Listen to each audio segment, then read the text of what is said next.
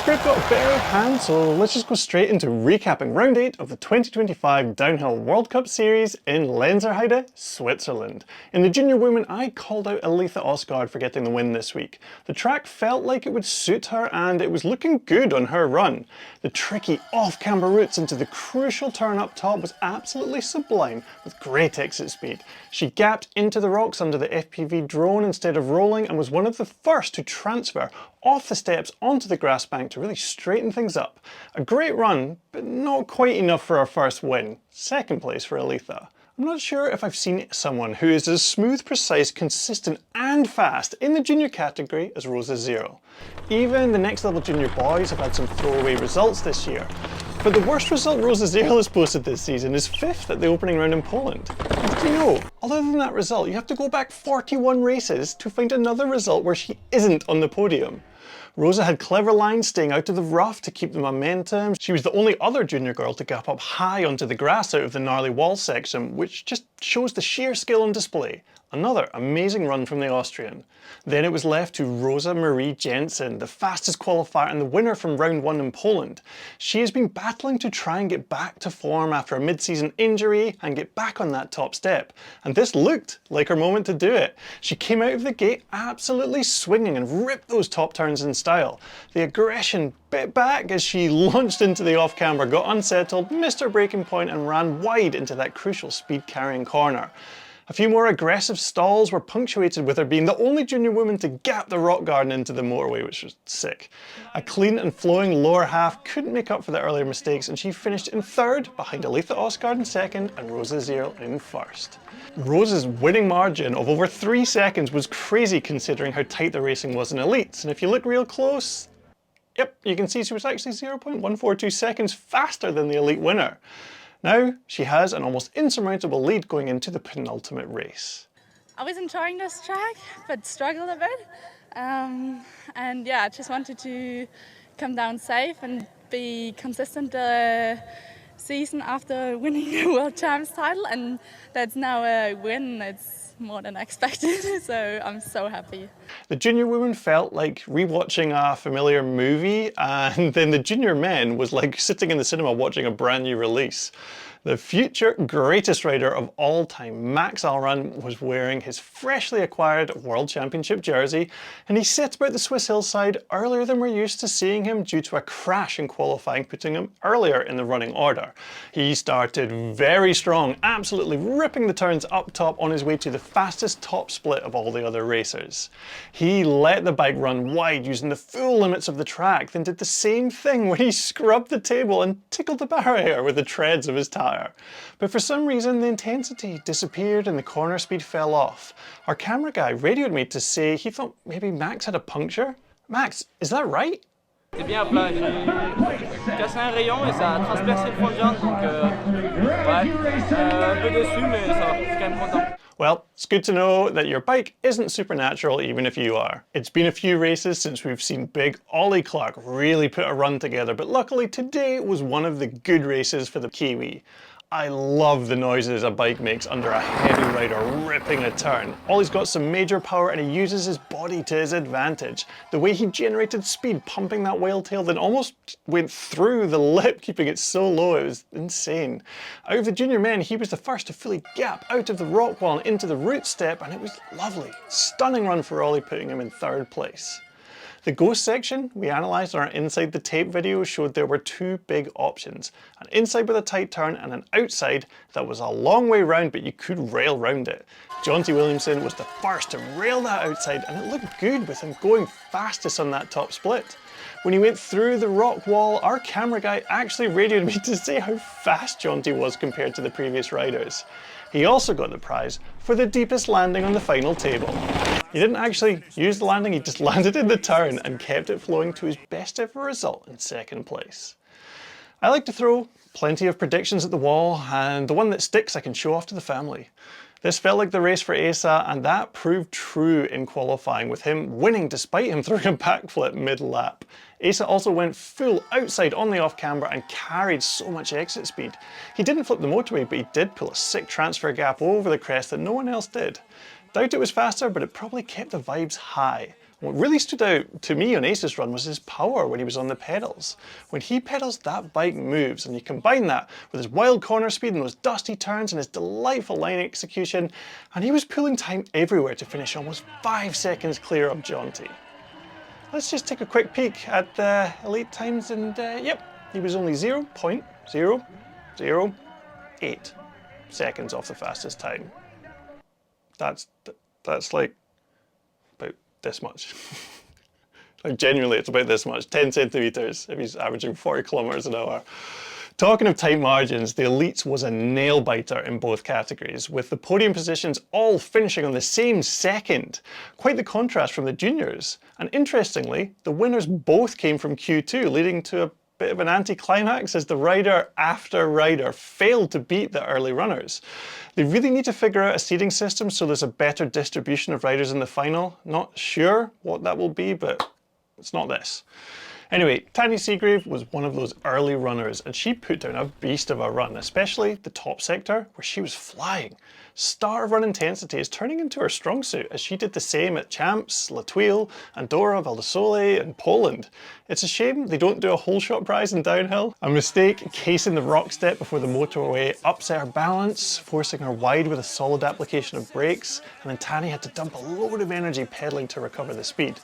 The rest of the run was great with some creative line choices, and she let that bike fly down the steps after the rock wall, drifting on landing, and then flowed the rest down to the finish for a long sit in that hot seat.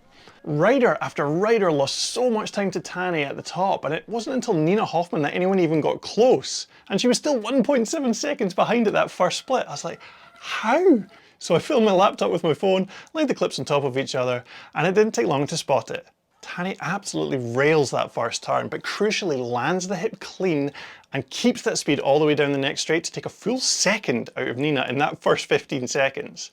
Nina rode the rocks clean where Tahnée stalled, squashed the jumps, caught the transitions perfectly on the motorway, and railed the loose turn at the bottom of the elevator to turn around the deficit into a surplus. The rock wall was fast and sketchy, and then the steps after were smooth and controlled. It looked like she was going to go into the lead, but a small case on the bridge gap was enough to lose her 0.15 of a second and to finish just behind Tahnée, 0.068 back. And now it was all down to the new world champion, the fastest qualifier, Vali Hull. And she started well with a committed flow, but a mistaken judgment cost her time. She rode the off-camera clean and just let her momentum do the work down the next straight, when every single other rider pedalled. I compared her with Tahnée, and that one decision cost her around half a second just on that single short straight. But maybe conserving energy allowed her to open things up on the next sectors, because she started taking chunks of time out of Tahnée. But then, like Nina before her, she kept it too clean and smooth down the steps out of the lower woods, and at that point the race was decided. Vali crossed the line into third place, 0.8 seconds back, with Nina in second and Tahnée taking her second win of the year in first. Super tight and exciting racing at the end, and then we got almost the exact same story in the elite men, just with slightly different characters. There was a slightly different plot device as well in this story to add tension: the threat of punctures. Whether it was the higher speed, aggression, G-forces, or the track deteriorating, there were a lot of people crossing the line looking down at their bikes in dismay. Martin Mays, Laurie Greenland, Dakota Norton, Jacob Jewett, and I'm sure there were more. I think it will always be an issue in this sport, but it sure is frustrating as a racer. At least Jacob styled it out with a T-bog on the finish drop. Amaury Pierron, the winner of the prestigious Inside the Tape Ghost Award, came out of the gate with something to prove. He dug those tires in and muscled that bike into the turns early and fast. He took that same line that won him the Ghost Award and absolutely laid down the power on the exit. Him and Asa both stand out to me as being able to really crank out some momentum. Fast, fluid and clean, he took some creative lines. The spud hop pre-jump over the roots into the rock wall gave me a giggle, and then he picked the safest, smoothest line through the wall, opting not to jump but to back off and keep it clean. Then, when he gapped up onto the grass highline, he hit a hole and did one of the biggest mid-race press-ups I've seen for a while before safely getting himself to the finish. It was the safe line choice and the big press-up that had Amaury thinking someone would beat him before the day was out. And I don't blame him for feeling like that. Nearly every race this year there's been some insane, almost flawless run that's had everyone's jaws on the floor, and the truth is, that used to be rare. It's happening so often now because the pool of talent is getting deeper and deeper with more and more riders competing for wins. Take Henry Kiefer for example, who was he last year? First year elite, struggling to qualify, and this year he was the umbrella guy from Lenzerheide. If you know, you know. And then bam, third in Leo Gang. Whoop-ha! Second at World Champs. Bonk! Second place at this race. As a fan, it's just awesome to see riders stepping up and making the racing even more exciting. And Kiefer really put his all into his race today. He was going into stuff so hard, and I'm pretty sure he landed fully to flat on the tabletop. But it was the section where Amri backed off. That was Kiefer's majestic moment. There are two gaps there, one over a knife-edge rock and one off the wall to land on the back of a chunky root step. Each of them are incredibly difficult on their own, but linked together you have to be able to land precisely, take the impact of the landing, preload while lining up for the next pull over the next step, which is completely blind. Combine that with the fatigue of a race run and the knowledge that if you get the angle or timing even slightly wrong, you're probably leaving the mountain in a helicopter. Very few even attempted it on their race run, and even fewer stuck it clean. Henry absolutely greased it, and on that short section alone, he took a full second out of Amory. High risk, high reward. The margin Amory pulled up top held, though, and at the finish, Kiefer was 0.4 behind him. And we won't mention the fact that his back wheel landed outside of one of the course markers. No, I won't mention that. Moving on to another wild man, Lockie Stevens McNabb did some exquisite bike riding up on that hillside.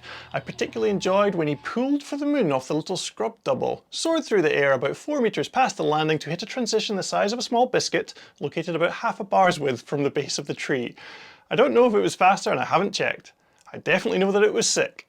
Then, on the motorway, it looked like he might have a drivetrain issue with him looking down and not really pedalling before popping the transfer we saw Asa do on the motorway. Whatever problem there might have been, luckily it sorted itself out. Lockie didn't opt for the gap in the rocks, but he threaded the needle into the second gap and honestly made it look just as quick. He crossed the line into third and was immediately visibly annoyed at how close he was considering the time he lost not pedaling on the motorway. And that, believe it or not, is how it ended. Amri Pierron took the win, Henry Kiefer in second, and Lockie Stevens McNabb in third. Great looking podium. But what about Jackson and Bruni? Well, calm down, we'll get to that. First, a little what if for you. What if Ryan Pinkerton didn't hit the start gate and fall down the start ramp? Well, first of all, why did he hit the start gate and fall down the start ramp? The easy answer would be to ask him, but the video boys needed to film their e-bike lap, so we'll do it the fun way. Now, Pinky has left many start gates without falling over. He's actually really good at doing that. So the natural assumption is something went very wrong. Maybe his cleat pulled out the back pedal when pulling up to launch at the start gate. Let's see, zoom in, enhance. Nope, still clipped in. So maybe his bar got stuck on the support the riders lean against, and when it popped free he oversteered into the pole that stops people sneaking around that timing wand. Let's get the close-up torso shot, and note that not only does he brake with his middle finger, he also only covers his front brake at the start. It's interesting. So now let's check the bar frame by frame, and leaning against the support, pushes off. Yep, no issues. Maybe when he went to launch he rolled back a little bit and his wheel dropped off the back of the metal platform, causing him to stall, lose his balance and hit the pole. Okay, go, and no, it's not that. Oh, maybe his pedal caught something? No. Okay, I think I know what it was. When pedaling, riders will naturally pull up on the side of the handlebar that the leg is currently driving down, putting power into the bike. Ryan starts right foot forward, so the first pedal stroke and pull of the bar will more than likely cause a turn to the right, which isn't the cause, it's just a contributing factor. Then, when going out the start, you don't look at the start gate pulls. You look at the clock waiting for the green lights, and then you look down the ramp, get on the gas, and dive into your run. The pulls don't even register in your mind. So, if you push off from the support with a fraction too much force, pull on the handlebars as you power out the gate while looking ahead, a rider could, in theory, put their front wheel into the pole and fall down the start ramp. A freak mistake, and one I'm certain he will never make again. But would he have won if that hadn't have happened? Well, let's take his fastest sector from qualifying, which was a 47.149, and swap it out for the 49.886, which he did in his race run, which gives a time of 246.899, over 2 seconds slower than Amory. But wait, riders always go faster in race runs, so let's time the crash, and then from the moment his front wheel hits the timing thing, and we'll count that, it's 25 frames per second, so you total that up. The total frames, it's 100 frames divided by 25, so it's 4 seconds. Take that off, and he did a 245.636, which is good enough for 4th. But it did take him a few meters to even get his feet back in, and he'll definitely have lost some momentum going into the first turn, which would have lost him more time. So let's just take off another second, we'll just see what it does, you know? So we'll take another second, take that off, carry the 4, and yeah, 244.636, 0.036 faster than Amory. He would have won. But he fell over, so he didn't. Ryan will get his moment at some point, I'm sure. But how about Jackson Goldston, though? He got out the start gate, no problem. He actually had the fastest first split and the fastest bottom split. I mean, hey, Jackson, seriously, how do you ride berms so quick? Cornering is just something I've done my whole life and grown up doing. So yeah, it's kind of where I really like riding. I feel like I can excel. True, I get that, but sometimes you do this thing where you like hang your hips off the inside of the bike. No one else does that. Is that a conscious choice? I think my riding style has just like evolved over the years, and it's kind of just grown into my body and stuff. I have what works best for me, and when I feel the best, I know what that feeling is. So I'm just always trying to search for that. Interesting. I'd like to try and do a breakdown of that in the future. So you had a big tumble on your race run, which ate up a lot of time. Did you hit something at the bottom of that steep section? Yeah, pretty frustrated with today. I mean, the run was going good. I had good top split, a few mistakes in the second split, and then yeah, I just came into that section too hot, hit the hole too hard, and it kind of just spiraled from there. So yeah, pretty not much to say, but yeah, gutted. It sucks, but I'm glad you're all good and can keep this thing going into North America. Are you excited to get back to your home continent? Yeah, ready to get back on home soil, home continent, I guess, but yeah, ready to leave this one in the past. And what about Loic Bruni? He rode a smart race. He kept it clean, he brought it home into 5th place, which gives him a 100-point lead over Jackson going into the penultimate round. If you like these breakdowns, let us know, and I'll see you at the next one.